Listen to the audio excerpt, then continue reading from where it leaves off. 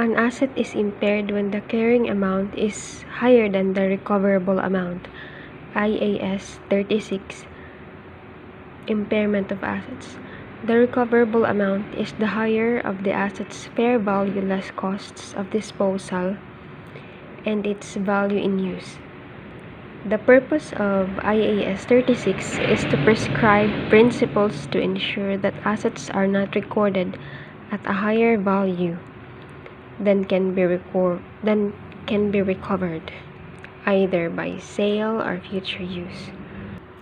If an asset is impaired, IAS 36 requires us to recognize an impairment loss.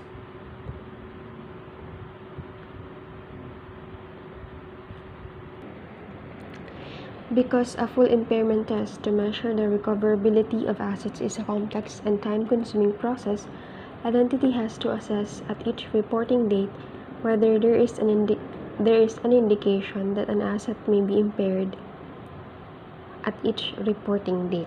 Okay? Only if any such indication exists does the entity estimate the recoverable amount of the asset.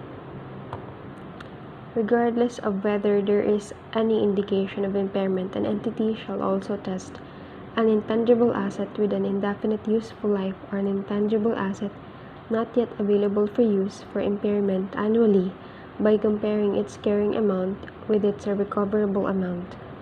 This impairment test may be performed at any time during the year during an annual period, provided it is performed at the same time every year. Dapat same time every year. Different intangible assets may be tested for impairment at different times. However, if such an intangible asset was initially recognized during the current annual period, that intangible asset shall be tested for impairment before the end of the current annual period. Test goodwill acquired in a business combination for impairment annually and whenever there is an indication that goodwill may be impaired. An entity shall assess at each reporting date whether there is an indication that an asset may be impaired. To do this, an entity uses impairment indicators which are discussed,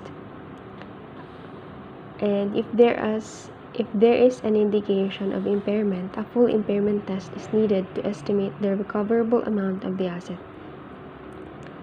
Number 4, a full impairment test is required annually for goodwill and intangible assets with indefinite lives or that are not yet available for use. The annual test does not need to be done at the end of the annual period, although it must be carried out before the end of the first annual period beginning after the acquisition date.